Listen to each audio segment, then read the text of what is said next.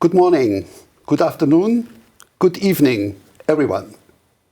Depending from where you are sitting, from where are you joining us. Welcome to all of you, presenters and viewers. Thank you for accepting the invitation. You may be surprised when you first saw the title of the conference, which links sustainability with joy and satisfaction. Very often, sustainability is linked or associated with obligations, with environmental needs, and therefore usually with sacrifice and deprivation. But this change of perspective towards joy and satisfaction is at the heart of the message of the Jena Declaration. Before I say a few words about it and the program of our conference with its special focus, I would like to introduce Dr. Martin Repol, who is sitting next to me. Dr. Repol is the project coordinator of the Jena Declaration. He recently completed his doctorate in sociology on a topic that is also very important to the Jena Declaration and its perspective on specific types of world relations in specific social circumstances. He started his position last autumn and has been doing an excellent job since. Thank you very much, Martin, for co-organizing with me this conference, and I give you the word for just some words about yourself. Yeah, thank you very much. And also a good morning and a good day from my side, and a very warm welcome to all referees and participants joining us today for our the Jena Declaration conference. My name is Martin Repol and I'm the new project coordinator, and it's a pleasure for me to have you all with us today. The whole day is dedicated to the question of how sustainability can be a source of a joyful and satisfied life. We will hear a lot of interesting experiences from our project partners in Asia, and also some scientific insights on rethinking sustainability as a source of joy. Before we start, I just have a very short announcement. In case you need a certificate of participation, you can fill out the form we post in the Zoom chat, and then you will get your certificate per email from us. So that's all for the moment, and I wish us all a joyful and thought-provoking conference full of inspiring encounters and meaningful dialogue. Thank you very much. Yeah, thank you. Thank you, Martin. Martin will guiding you through the program, along with several TJD project partners and TJD ambassadors, and Joanne Kauff, a primary signatory who is joining us from New Mexico at 2 o'clock in the morning for her time, so very, very early in the morning for her. Good morning, Joanne. I will turn to you back in a few minutes. First, I would like to say a few words about the conceptual background of this conference and the Jena Declaration. Linking sustainability directly to joy and satisfaction requires a new starting point. In fact, it involves two radical paradigm shifts, or in other words, two radical shifts in sustainability strategy. So far, sustainability policies have been addressed primarily based on international agreements, such as the SDGs. This implies that experts from different countries have agreed on the content and the policy, how it should be implemented. This further implies two things. A, the content addressed will be the same for all countries. And B, that it will be demanded by government ministries from all citizens. This makes it very difficult to reach and convince the real drivers of social change, and that are the everyday people around the planet. As a result, the pace and change is too slow and not deep enough, very often even accompanied by resistance, sometimes quite violent. The Jena Declaration proposes exactly the opposite.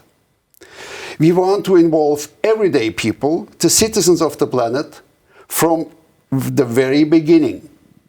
And this by giving concerned citizens the opportunity to express their views and suggestions.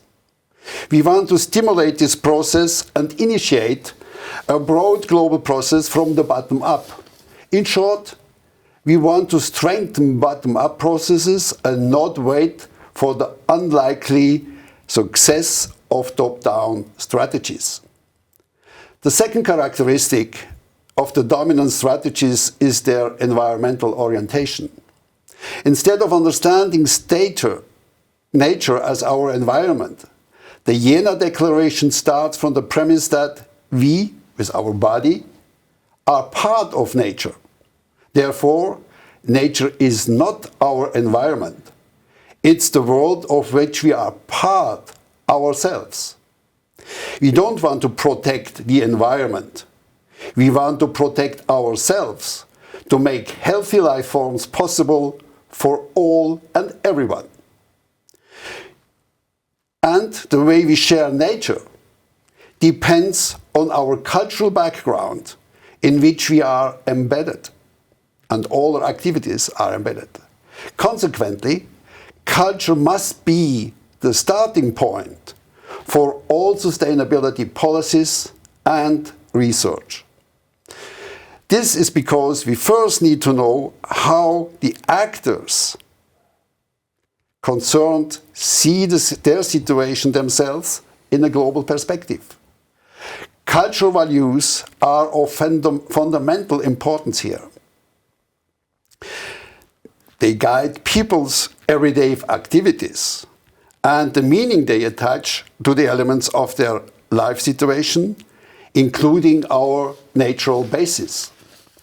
How we do things, how we are doing things, depends very much on that, what they mean to us, how we see the world and our place in it.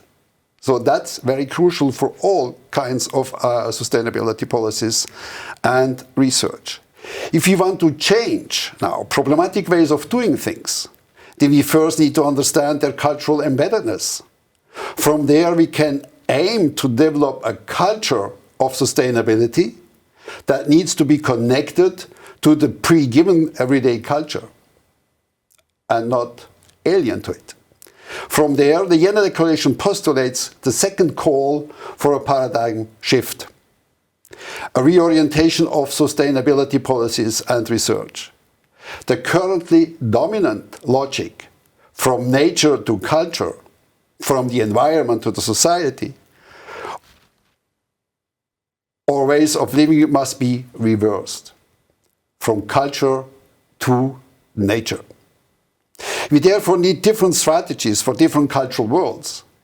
That's why we have appointed specific ambassadors for different parts of the world.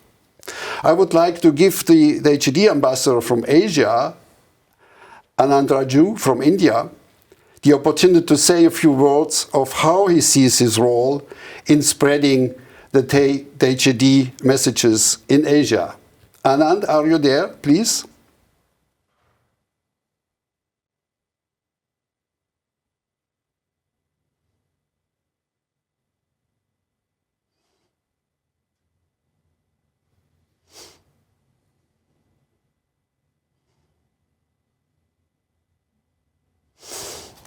Or maybe he will join us later. Okay, we will then listen to him towards the end of the conference when we have the different ambassadors reporting their activities. No problem. Living sustainably with joy and satisfaction is therefore the key message of the Jena Declaration.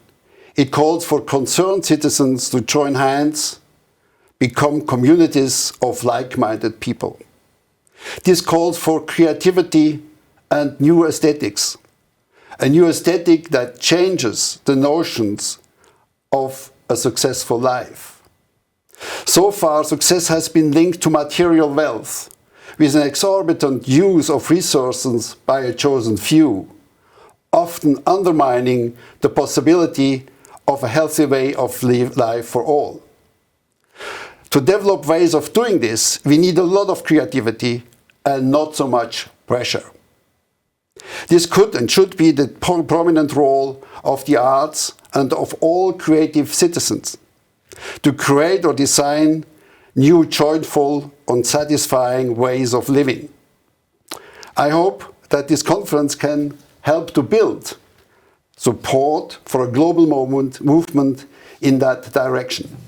So far, we have achieved the support of about 2,700 signatories, as you can see in the slide that will be presented right now. And with about 250 institutional supporters and soon 60 project partners, several are just in the making. As you can see on the second slide, it's a small movement so far, but it's already a global movement. The supporters cover all continents, in fact, 105 countries so far. Hopefully, a little faster.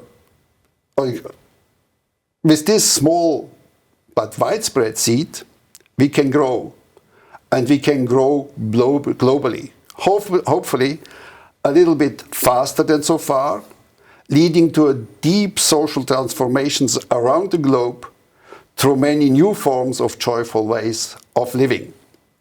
And hopefully this conference will be a significant contribution to that. In the next step, I would like to invite you to listen to the welcome address by the president of the World Academy of Arts and Science, Gary Jacobs. And after that, we will continue with the live presentation. Good morning. I'm Gary Jacobs, the president of the World Academy of Art and Science, which is one of the founders of the Jena Declaration. And I'm very pleased to be here to speak with you about the living sustainability with joy and satisfaction. I'm very pleased to be here for this conference on living sustainably with joy and satisfaction. A few words about the organization I represent. The World Academy of Art and Science was founded in 1960 by eminent intellectuals such as Albert Einstein and Bertrand Russell, who were concerned about the course of human development and the challenges that humanity faces as it evolves further and further to higher levels of development. That was in 1960. Today, some 65 years later, we still see, in spite of all our progress in technology, in economic development, and so forth, we still find that humanity faces serious global challenges. Even 65 years later, humanity still confronts major global challenges, political, economic, social, psychological, and also environmental. In fact, all the challenges seem to be greater today as we come closer and closer together as a species. And we've reached a point now in our evolution where we question whether we're moving forward or backward. We know our technology is developing, we know our economy is developing, but the level of turbulence, insecurity, uncertainty that we're experiencing today seem to suggest that we're not on the right course. Something is missing.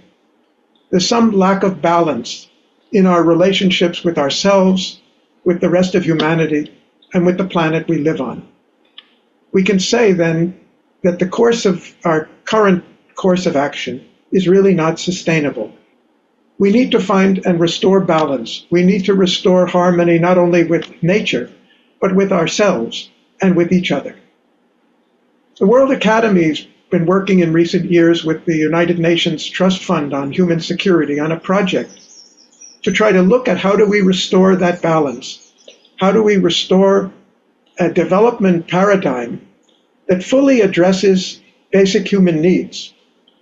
our need for food, for health, for freedom, for human rights, for economic development, employment opportunities, but equally our harmony with nature, our security, ecological security that tells us that we're in balance not only with ourselves and each other, but with the planet. The human security approach is a personalized, humanized approach to trying to help us restore that balance to human development. 193 countries came together and created what it became known as Agenda 2030, an unprecedented act in the history of humanity, where all the countries of the world came and agreed on a pathway, a plan for the future development of our people and our planet. And that led to the formulation of the 17 Sustainable Development Goals, 169 targets that the whole world unanimously adopted and agreed to work for. Whether we're talking about human security, which is at the micro level of what's affecting us as individuals, or we're talking about sustainable development of the 17 SDGs, which is at the macro level of humanity as a whole, whichever way we talk, essentially the essential ingredients and necessities are the same. One is personal, the other is universal. And now we come to the topic, the unique topic of this conference, which is the relationship between joy and sustainability. A very interesting choice, because we can ask ourselves, what does our joy as individuals have to do with our harmony and sustainability of life on the planet? And there's no apparent connection, but I would say the connection is very real. Peace is the foundation for security. Security is the basis for harmony. Harmony is the basis for well-being and joy. I'm an American. I came to India some 53 years ago, in spite of having grown up in a very prosperous, comfortable community in California. I learned at an early age that wealth, production, prosperity itself is no guarantee of happiness. In fact, very often the more wealth and prosperity we develop, the more problems we seem to be having psychologically. I'm also a student of psychology, and I studied psychology because I wanted to learn more about myself, more about the secrets of happiness, the keys to happiness. Unfortunately, I wasn't satisfied with what I learned, and so after going to medical school for a while, I dropped out and came to India in search of secrets or answers that I hadn't found in my youth. And I've learned a lot since then about the secret of joyous living, based on the rich Indian spiritual tradition. I remember early in my coming, I had worked on an agricultural project for a while, and I saw children, young children, the age around 12, 14, 15, getting up at 5 in the morning, going out into the field to pick flowers for harvest, and rushing and dancing through the field, laughing and joking with each other and competing to see who could get the most flowers. I wondered that there could be so much joy, enjoyment, among those who had so little. They barely had clothes to wear at that time. It's interesting to reflect now that 50 years later, this same place which I went to is one of the most prosperous villages in South India. Their joy in life, their expression in life, was conducive to a growing and development of prosperity, which was conducive to harmony, to their personal harmony. So 50 years has taught me a lot. I've learned something too here of a profound wisdom about human psychology. I learned things that I never was told or read when I was studying psychology. That if you really want to be joyous, don't judge other people. Because when we judge other people, we look at them from our point of view, from our basis, from our cultural context, from our set of preferences, and find that most other people don't live up to our expectations. Not only don't judge them, but don't complain about them. I once addressed an audience of mostly middle-aged married couples, and especially women, and I asked them, how many of you have found that complaining about your spouse or complaining to your spouse over the last 30 years of marriage has really made you happier people? And the unanimous consensus was that complaining doesn't help change other people. If we want to change other people, we should change ourselves. I learned the spiritual value of self-giving, generosity, and goodwill, and the yogic value of not reacting, not allowing ourselves to be disturbed by what meets us from life. I studied the works of a great Indian yogi, Sri Aurobindo, and his consort, the mother from France. The real secret to joy in living is to smile at life, is not to react, is to meet what comes to us from life with equanimity. And that the more we do that, the more life changes in the way it responds to us. I learned that what comes to us from life comes for one reason. It comes to help us grow. It comes to make us more conscious, to discover and develop more. And when we meet the challenges of life in that way, not with bitterness or resentment or jealousy of what other people have, I've found that life more and more turns around to be a great boon for us, a great support for us, a great teacher for us, to help touch us and show us where we can make a progress, to be not only happier, but to live in a way of life and a path of life that's more sustainable. About 25 years ago, my wife founded a school in Pondicherry, where I'm living now, where the emphasis we placed from the very beginning was on education should be an enjoyable experience for children. Education is based on freedom and patience and humility, not on cramming of assignments and forcing children to memorize things that they didn't even understand or the relevance of. The result is the school we founded, Primrose School, is rated as one of the top schools in the area. It's a ICSE school. And when we brought a delegation of teachers and principals from North India to come and visit the school, one of the heads of that group stopped and said, "What is your secret here? I have never seen young children at school so happy as they are here. They seem to be radiating joy." All of this directly has to do with the challenge of sustainability. Because unless we have a sustainable harmony within ourselves and a sustainable harmony with the people around us, we certainly won't have it with nature. Now we're out of balance with nature, and we're out of balance and out of contact with ourselves generally. Appreciation and gratitude for the rich abundance of nature is a good starting point. I have to disagree with those great entrepreneurs who think that the answer is to build transports to Mars, and as if we're going to do better on Mars than we do on Earth, a place which doesn't have oxygen, which doesn't have water, which doesn't have any of the fertile wonders that we have on Earth. Our problem is not the planet we're living on. Our problem is the way we're living. The Jena Declaration is an initiative aimed to catalyze a movement that will help us restore our balance and harmony with nature, and our harmony and balance with ourselves and one another. I'm very happy to be involved with this project. I'm very pleased to be at this conference, and I wish you all a great success in finding the secrets for a joyous and sustainable living in the future. Thank you. Yeah, thank you very much, Gary. We couldn't he live with us, but thank you for this wonderful welcome address to our meeting. Is Joanne now ready to take over?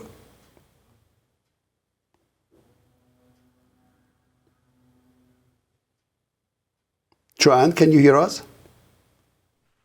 Yes, I can. I just had trouble unmuting. Thank you. Oh, okay, okay. The floor is yours. Thank you. Good morning. Good morning. Good morning. Yes, a very early morning here, and a very warm welcome to all, especially our speakers this morning. I just want to introduce myself for 2 seconds. You might be wondering why I'm going to speak here. I'm a retired principal research scientist and professor of political science at MIT, and my expertise is in sustainability science.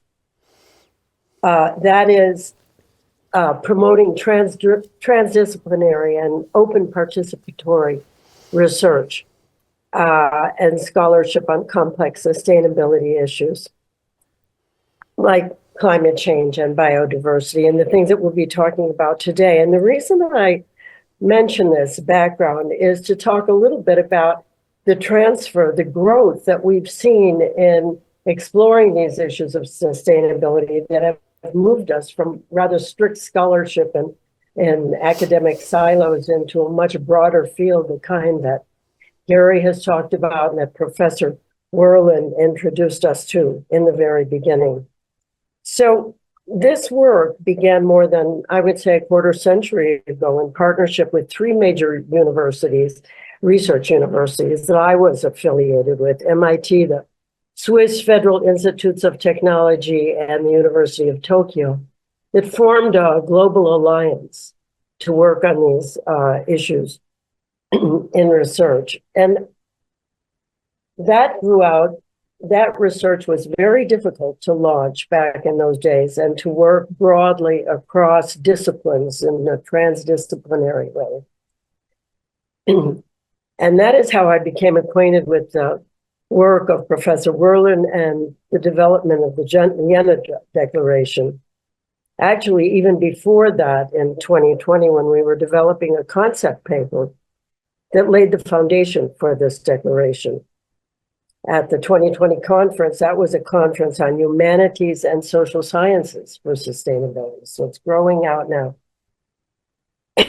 What I'm personally excited about with respect to our conference today is its inherent recognition that the kind of issues that we are talking about and moving forward to sustainable life on this planet require knowledge that goes way beyond academic scholarship. We are talking here about the fundamental interconnectedness between people and nature, as the previous two speakers have mentioned, about love and faith. And this expanded version or definition of knowledge is not going to make it to the table in developing policies without very deep understanding of the cultural dimensions that bring us here.